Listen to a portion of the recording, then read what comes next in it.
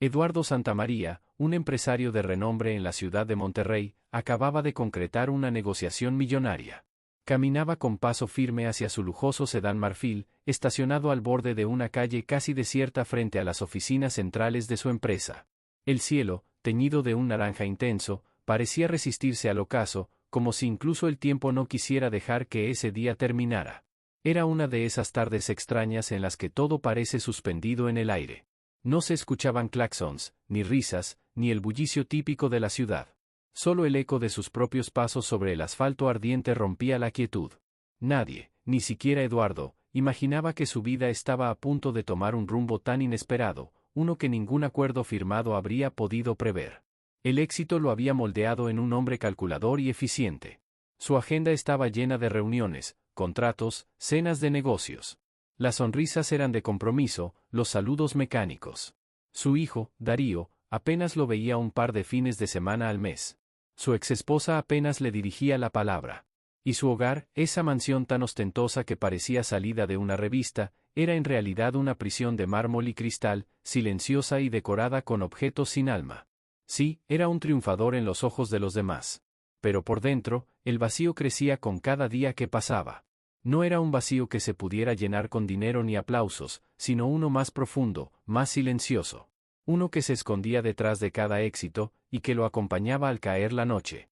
Al abrir la puerta de su vehículo, un sonido abrupto interrumpió la calma como una alarma en medio del sueño.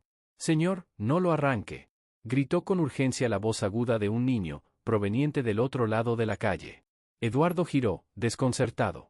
Desde la acera contraria, un pequeño, de no más de 7 años, corría hacia él con una determinación inusual. Tenía el rostro serio, los ojos inmensos y llenos de una extraña mezcla de preocupación y sabiduría. Levantó la mano señalando el capó del automóvil, jadeando apenas. Movido por una inquietud inexplicable, Eduardo se agachó y abrió el cofre. Lo que vio lo dejó sin aliento. Entre los cables calientes del motor, un diminuto gato gris yacía atrapado, temblando de miedo, cubierto de hollín. Sus ojos, vidriosos, apenas lograban mantenerse abiertos. El solo pensar que, de haber arrancado el auto un segundo antes, habría provocado algo irreparable, le heló la sangre. Su mente se nubló. Con dedos torpes y un temblor inusual en las manos, retiró con cuidado al pequeño felino. Este soltó un maullido apenas audible, como un susurro de agradecimiento. Fue en ese instante, mientras sostenía al animal indefenso entre sus brazos, cuando algo dentro de Eduardo se quebró. Una sensación olvidada, tierna, doliente, humana, lo invadió como una marea inesperada. Sintió como su pecho se estrechaba, no por ansiedad, sino por una emoción que hacía años no experimentaba. No supo nombrarla, pero sí reconocer que había estado dormida demasiado tiempo. Levantó la vista y se encontró con la mirada serena del niño. No decía nada más. Solo lo observaba, como si supiera que ya había hecho lo que debía hacer. Su expresión era la de alguien que entiende más de lo que su corta edad debería permitir. «¿Cómo te llamas?», preguntó Eduardo, intentando disimular la emoción en su voz. «Simón», respondió el niño, casi en un susurro, como si no quisiera romper el momento. Eduardo pensó, por un instante, en llevar al gatito a algún refugio. Podría ser lo más práctico, lo más lógico. Después de todo, no tenía tiempo para encargarse de un animal. Ni siquiera tenía tiempo para él mismo. Pero algo que no podía explicar, lo detuvo. Por primera vez en mucho tiempo, no quiso seguir el camino fácil. Sostuvo al gatito contra su pecho y notó cómo su pequeño corazón latía con fuerza. En ese instante, Eduardo entendió que no era el animal el que necesitaba ser salvado. Era él mismo. Y sin saber exactamente por qué, se volvió hacia Simón.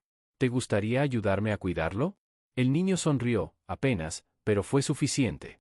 Una sonrisa auténtica, limpia. Como si acabaran de compartir un secreto que solo ellos dos entendían. El motor del auto siguió apagado.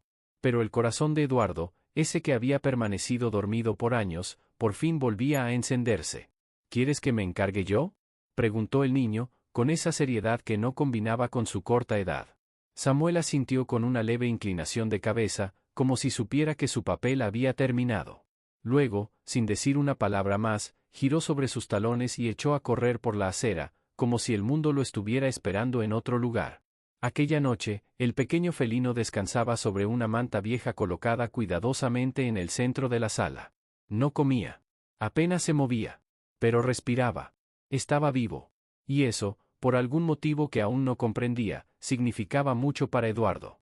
Se sentó frente al gato durante horas, sin televisión, sin llamadas, sin correos. Solo el murmullo suave del silencio envolvía la casa. Su mirada se perdió en los movimientos casi imperceptibles del animal, y su mente, en los recuerdos. Pensó en Darío, en los días en que lo llevaba al parque, en las veces que se perdía sus partidos de fútbol por una junta más. Pensó en lo que había entregado, quizás sin querer, a cambio de una definición de éxito que, ahora lo notaba, tenía demasiados ceros pero muy poco significado. Por primera vez en muchos años, Eduardo se sintió frágil. No por debilidad, sino por una extraña conexión con su propia humanidad. Como si algo adormecido dentro de él hubiera despertado con el maullido de una criatura indefensa. A la mañana siguiente, mientras tomaba café mirando por la ventana, lo vio. Samuel regresaba. Esta vez llevaba una pequeña bolsa de papel arrugada, con un paquete de croquetas dentro. Eduardo abrió la puerta antes de que pudiera tocar el timbre.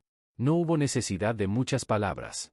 Se sentaron en el suelo, uno a cada lado del gato, y le ofrecieron alimento en un tazón improvisado. El silencio entre ellos era cómodo, casi cálido. Y así se repitió al día siguiente. Y al siguiente. Cada mañana, Samuel aparecía como un reloj secreto, con alguna cosa para el animal, una lata, una frazada, una mirada cómplice. Eduardo empezó a esperarlo, aunque no lo admitiera. Sentía un cosquilleo en el pecho cada vez que lo veía acercarse, como si esa rutina nueva fuese el inicio de algo que ni él mismo sabía poner en palabras. El gato, que seguía sin nombre, porque simplemente no parecía necesitar uno, comenzó a explorar la casa con pasos inseguros. Se subía al sillón, ronroneaba con más frecuencia. Samuel reía con cada ocurrencia felina. Y Eduardo también. Su risa, al principio torpe, volvió a encontrar su camino. Hasta que un día, sin previo aviso, recibió una llamada. ¿Papá? Era la voz de Darío, titubeante, como si dudara de si debía hablar. ¿Puedo ir este fin de semana a dormir contigo? Eduardo cerró los ojos, conteniendo una oleada de emoción que amenazaba con romper su voz. Claro que sí, hijo. Me encantaría. Quiero que conozcas a alguien. El sábado llegó con una brisa cálida y un sol más brillante de lo habitual. Darío y Samuel jugaron durante horas en el jardín, sin preocuparse por el tiempo ni por nada más. El gato lo seguía con pasos perezosos, como si comprendiera la importancia de esa escena. Como si supiera que estaba en el lugar correcto. La casa, por años una fortaleza silenciosa de mármol y vidrio, empezó a llenarse de sonidos, risas infantiles, maullidos suaves, pasos descalzos, voces que no eran de asistentes ni de ejecutivos. Eduardo los observó desde la entrada, recargado contra el marco de la puerta, sintiendo como algo en su interior encajaba por fin. Y entonces lo comprendió. Las decisiones más significativas no siempre se toman rodeado de trajes y proyectores. No siempre tienen que ver con cifras o compromisos legales. A veces, la vida te cambia para siempre cuando aprendes a detenerte. Cuando decides escuchar una voz inesperada. Y todo había comenzado con un simple grito al otro lado de la calle. No enciendas el coche. Los días se volvieron semanas. Eduardo comenzó a cocinar, algo que no hacía desde que Darío era apenas un niño. Aprendió a elegir croquetas, a quitar pelos del sofá, a reírse sin motivo, a escuchar más que hablar. Samuel seguía apareciendo cada mañana, aunque ahora ya no venía solo por el gato. A veces traía dibujos, otras veces solo ganas de contarle a Eduardo lo que había soñado. Darío también empezó a venir más seguido. Había algo distinto en su voz, menos defensiva, más curiosa. Como si estuviera descubriendo a un nuevo padre. Y el gato, seguía sin nombre. Pero ahora tenía un hogar, un espacio en el sofá, y 3 corazones que latían más fuerte gracias a él. Una tarde, mientras los niños jugaban y el sol caía suavemente sobre el jardín, Eduardo miró hacia el cielo y lo entendió todo. La vida no le había gritado. Le había susurrado. No fue un contrato millonario. No fue una promoción. No fue el lujo, ni la perfección, ni los logros. Fue un niño. Un maullido. Un instante detenido en el tiempo que le mostró que lo esencial no se compra, se cultiva. Y con una sonrisa, pensó. A veces, las pequeñas vidas salvan las grandes. Y los corazones más rotos solo necesitan una oportunidad para volver a latir. Si esta historia te tocó el corazón, si alguna vez sentiste que algo pequeño cambió tu vida, déjanos tu like, suscríbete y comparte este video. porque a veces, una historia puede ser la voz que necesitabas escuchar. Y recuerda, el verdadero éxito no se mide en cifras, sino en lo que somos capaces de sentir, de dar y de transformar. Nos vemos en el próximo episodio.